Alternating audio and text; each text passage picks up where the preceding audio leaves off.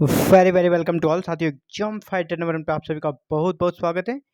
JPSC jet exam 2024 के class में स्वागत है। जी हाँ, झारखंड पात्रता परीक्षा 2024 जिसका कि टेंटेटिव आपका एग्जाम अब थोड़ा एक्सटेंड हो गया है, जो कि आपका जून में होना था, अब जुलाई में होगा और लास्ट वीक ऑफ जुलाई में आपका एग्जाम होगा। अभी फिलहाल यही संभावना है और जून में आपको फाइनल नोटिफिकेशन देखने को मिल जाएगा।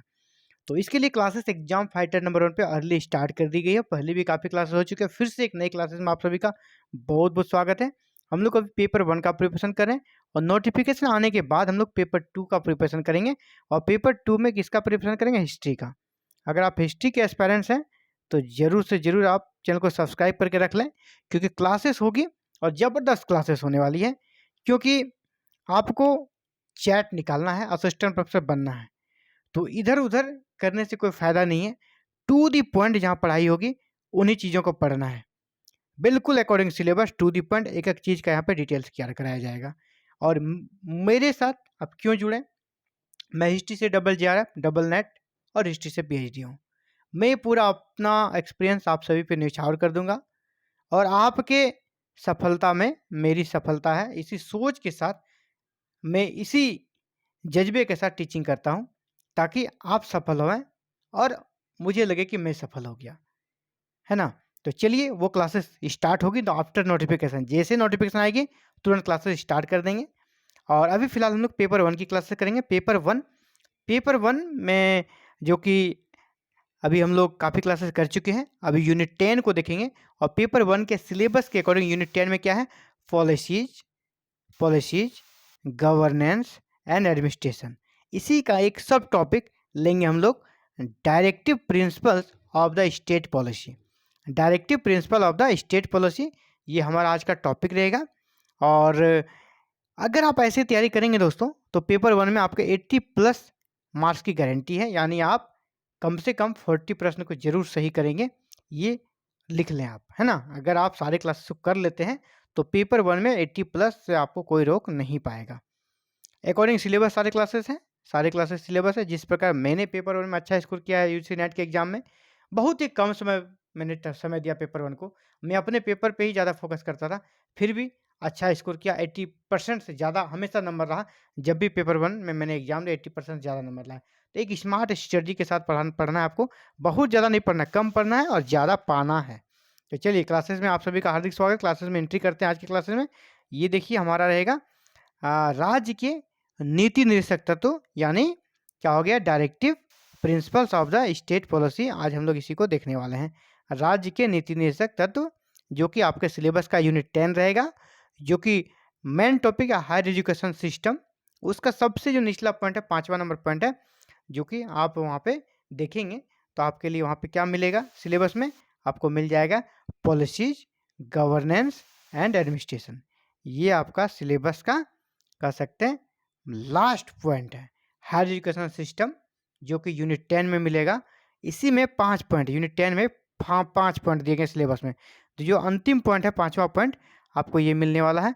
और इसी में हमें ये पढ़ना होता है directive principle of the state policy. और यहाँ से प्रश्न अक्सर आते हैं ना, यहाँ से अक्सर आप देखेंगे यूसी नेट का एग्जाम हो या किसी स्टेट का सेट का एग्जाम, वहाँ प्रश्न आते ही आते हैं। तो चलिए स्टार्ट करते हैं। राज्य के नीति निर्देशक तत्वों के बारे में जानते हैं और जो प्रश्न बनते हैं फैक्ट और विथ कॉन्सेप्ट दोनों एक साथ लेकर चलते हैं। तो सबसे पहले संविधान में कितने भाग हैं दोस्तों? 22, 22 भाग हैं। 22 भाग में जो भाग 4 है, उसी में हमारा राज्य के नीति निर्देशक तत्वों का वर्णन है। Directive principle of the state policy का वर्णन है भाग 4 में। भाग 4 में जो राज्य के नीति निर्देशक तत्व है, और इसमें कितने आर्टिकल हैं? आर्टिकल 36 से लेकर 51 तक। तो हो गया भाग 4। भाग 4 में कहाँ? आर्टिकल 36 से 51 तक हमारे राज्य के नीति निर्देशक तत्व हैं। और किस देश के संविधान से दिया गया है? तो आयरलैंड के संविधान से इसे ग्रहण किया गया है। न्यायालय में जा सकते हैं? नहीं, अवाध्य, न्यायालय में इसकी सुनवाई नहीं हो सकती है।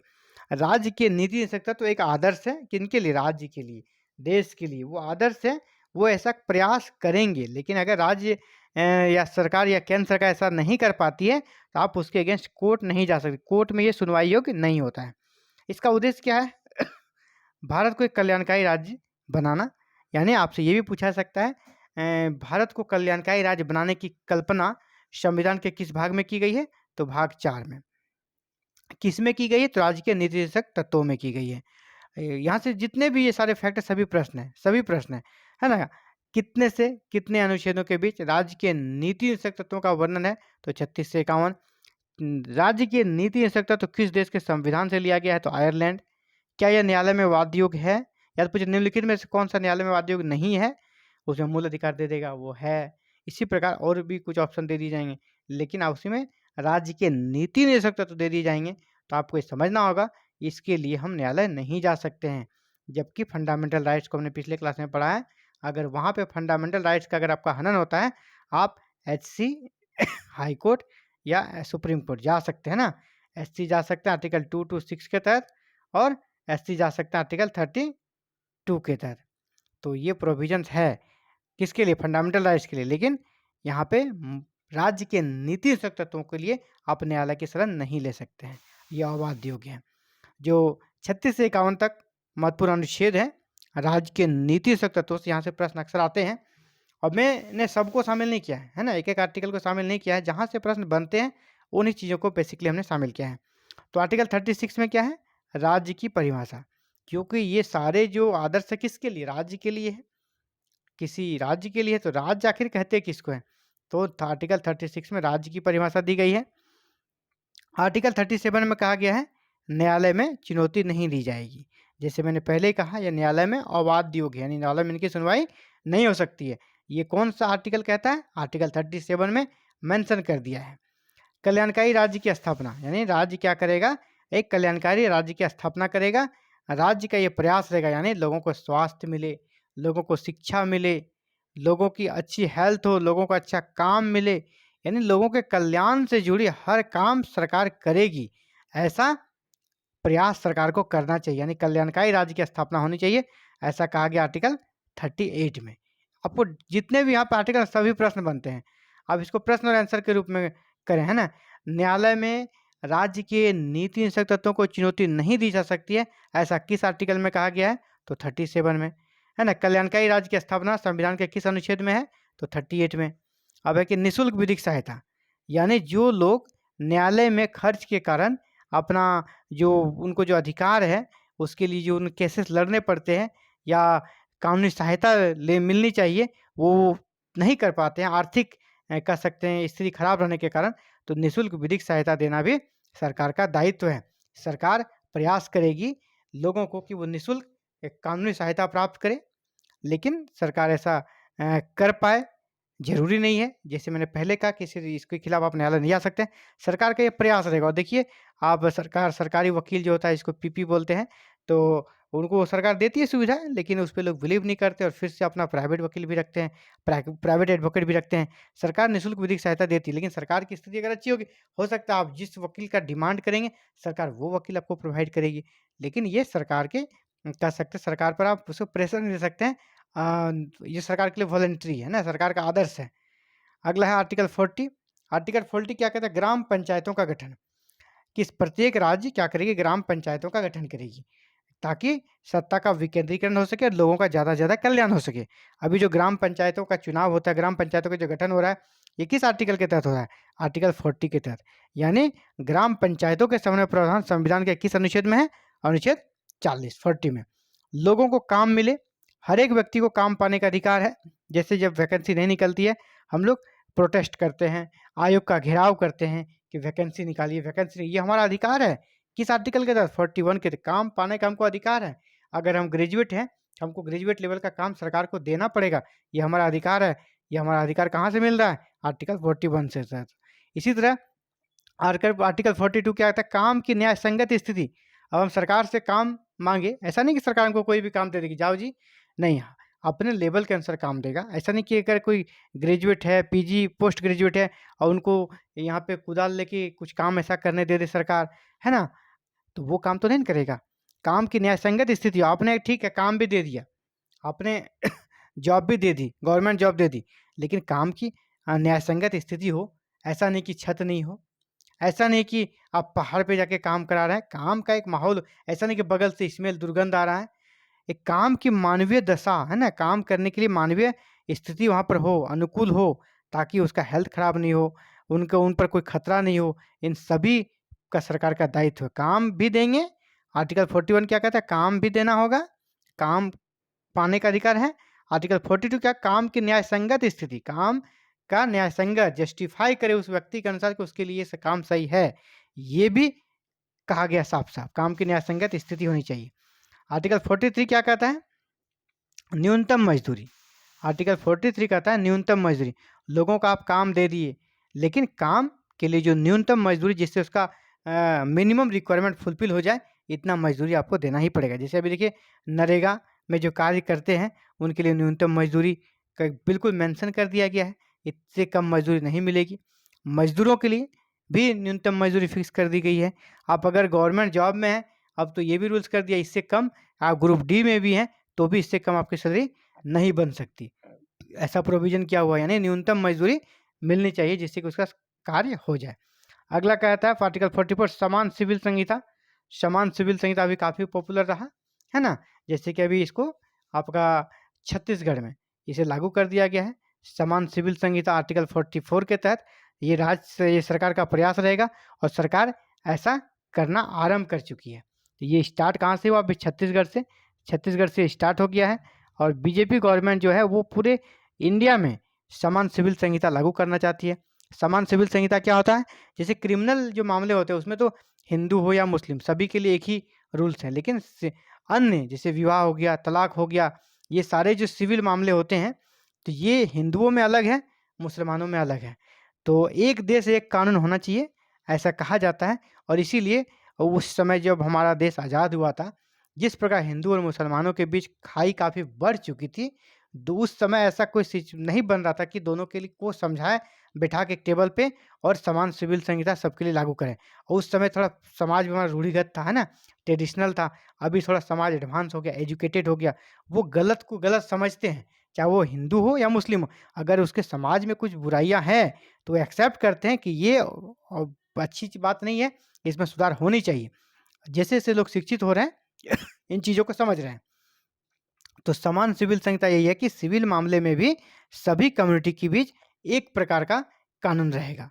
समान सिविल संहिता लागू करने का सरकार प्रयास कर रही है और माहौल बना, जैसे कुछ राज्य में भी लागू कर दिया गया। छत्तीसगढ़ पहला राज्य बना है जहां इसने लागू किया है, इसी पर अन्य राज्यों में भी लागू होगा।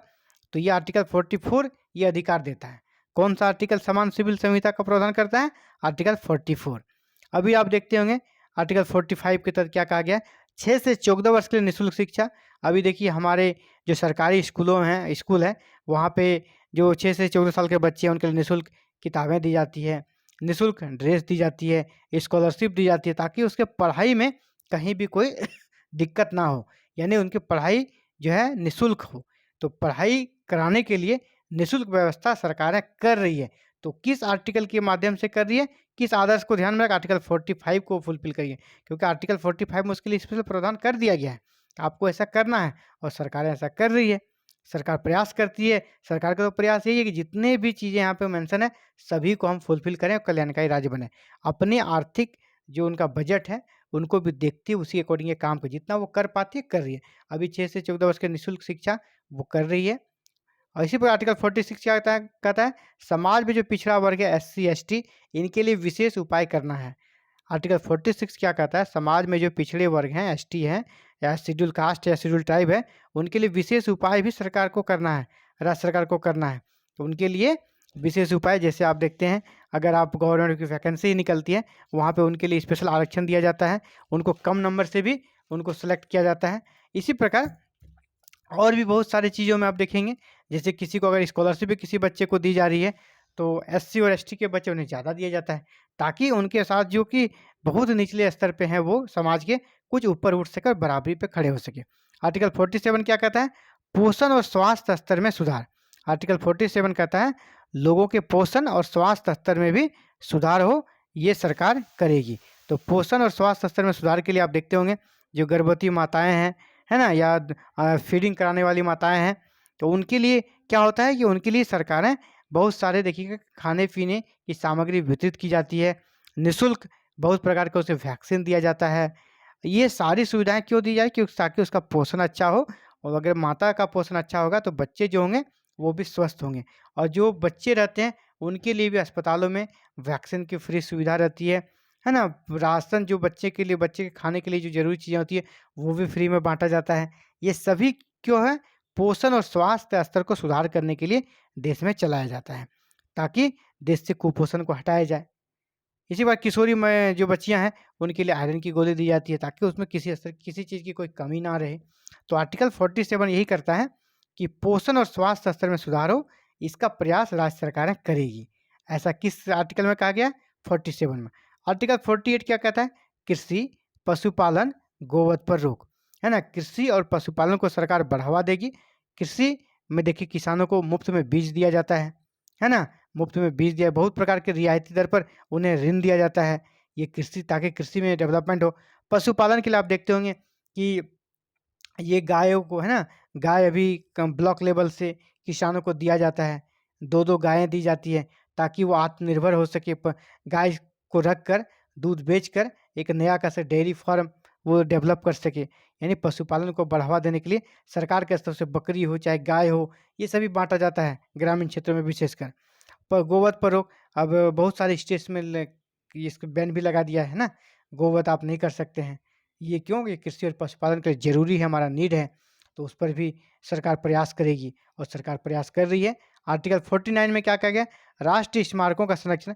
जो पुराने हमारे राष्ट्रीय स्मारक हैं, चाहे वो बड़े-बड़े कह सकते हैं किले हो या बड़े-बड़े महल हो, जो हमारे प्राचीन संस्कृति सभ्यता का प्रतीक है, हमारा गौरव है, उसका संरक्षण करना राज्य सरकार का दायित्व है, सरकारों का ये दायित्व है, सरकार का ये कर्तव्य है। ऐसा आर्टिकल 49 में कहा गया है, राष्ट्रीय स्मारकों का संरक्षण। आर्टिकल 50 क्या कहा गया है? कि इस प्रकार की व्यवस्था स्थापित करेगी कि कार्यपालिका का न्यायपालिका से पृथक्करण हो। क्योंकि कार्यपालिका कौन होता है? जो कानून को लागू करती है। न्यायपालिका कौन करती है? कौन होती है? जो कोर्ट होते हैं, सुप्रीम कोर्ट या हाई कोर्ट, ये न्यायपालिका होती है। वो क्या देखती है? कार्यपालिका जो कार्य कर रही है, वो न्याय संगत संविधान के अनुसार कर रही है कि नहीं, संविधान का कैसा उल्लंघन करके तो नहीं कर रही है। इनका ये देखना किसका काम है? न्यायपालिका का। तो अगर एक ही व्यक्ति में दोनों आ जाए या एक ही सत्ता में दोनों समाहित हो जाए, एक ही पद हो है और उसी को न्यायपालिका का भी अधिकार है, उसी को कार्यपालिका का भी अधिकार है, जैसे कि पुराने ज़माने में राजतंत्र में हुआ करता था। अगर वैसी व्यवस्थाएं हो जाएगी तो क्या न्याय की उम्मीद है? बिल्कुल नहीं मिलेगा। एक ही व्यक्ति में सारा चीज़ होने से क्या होगा? तानाशाही हो जाएगा। हमारे देश में क्या होता है? देखिए, न्यायपालिका पूरी तरह स्वतंत्र है। ये संविधान में ही मेंशन है। सरकार इस प्रकार की व्यवस्था करेगी, कार्यपालिका और न्यायपालिका का पृथक्करण करेगी, अलग-अलग, यानी कार्यपालिका कोई और, न्यायपालिका कोई और। एक ही सत्ता के पास दोनों पावर नहीं रहेगा। तो कार्यपालिका और न्यायपालिका का पृथक्करण किया गया ताकि सही तरीके से न्याय हो सके। आर्टिकल 51 है अंतर्राष्ट्रीय शांति और सुरक्षा की अभिवृद्धि, यानी सरकार ऐसा प्रयास करेगी अंतर्राष्ट्रीय स्तर पर शांति और सुरक्षा की अभिवृद्धि हो, वृद्धि हो, बढ़े, है ना। पूरे देश की ही नहीं, हम लोग पूरे विश्व की चिंता करते हैं, क्योंकि हमारा सिद्धांत क्या? वसुदेव कुटुंबकम। तो अंतर्राष्ट्रीय शांति, विश्व में शांति बनी रहे और लोग सुरक्षित रहे, इस प्रकार का प्रयास भारत सरकार करेगी। ये आर्टिकल 51 में कहा गया है। इसीलिए देखते होंगे, चाहे वो रूस और यूक्रेन का युद्ध हो, कोई भी युद्ध हो, इंडिया कभी भी किसी को भड़काऊ या किसी को भड़काने का काम नहीं करता। हमेशा चाहता है कि शांति हो, युद्ध रुके, ताकि लोग सुरक्षित रहें और पूरे विश्व में शांति व्यवस्था कायम रहे। ऐसा आर्टिकल 51 में कहा गया है। तो जितने भी आर्टिकल हम लोग ने देखा है, एक-एक आर्टिकल आपसे प्रश्न है, एक-एक आर्टिकल आपसे प्रश्न के रूप में पूछा जा सकता है और मैंने सरल शब्दों में इसे समझाने का प्रयास किया है। आप अगर निश्चित रूप से 1 या 2 बार इस वीडियो को देखेंगे, तो आपको रटने का ज़रूरत नहीं पड़ेगा। आपको रटना नहीं है, जो चीज़ों को मैंने कहा, आप उसको बार-बार रिकॉल करें। बड़ा ही इंटरेस्टिंग है ये, और आपको ये पता चल जाएगा सरकारें किस प्रकार काम करती हैं। तो ये तो साथियों आज सभी के लिए इम्पोर्टेंस क्लास, जो कि आपका जेपीएससी झारखंड एलिजिबिलिटी टेस्ट के रिगार्डिंग, झारखंड पात्रता परीक्षा के रिगार्डिंग था, जिसके माध्यम से आप क्वालिफाई करके झारखंड में विदाउट नेट और जेआरएफ के असिस्टेंट प्रोफेसर बन सकते हैं। तो आप भी चाहते साथियों क्लासेस को ज्वाइन करना, तो हमारे साथ क्लासेस ज्वाइन कर सकते हैं। एवरी इवनिंग आपको क्लासेस अब कंटिन्यू मिल जाएगी और ये क्लासेस एग्जाम तक चलेगी। आप भी चाहते हैं क्लासेस को में एंट्री करें, तो क्लासेस फ्री है। क्लासेस में आपसे कोई फीस, कोई पेमेंट नहीं लिया जाए, क्लासेस बिल्कुल फ्री है और आपको सारे क्लासेस फ्री मिल जाएगी। बस एक ही काम करना है, छोटा सा काम, चैनल को सब्सक्राइब करके बेल आइकन को प्रेस करके ऑल बटन को क्लिक करके रख लें, ताकि आपको क्लासेस की वीडियो अपलोड होते ही नोटिफिकेशन जाए और आप क्लासेस कर सकें। Thank you very very much for watching this video and connecting the exam fighter number 1।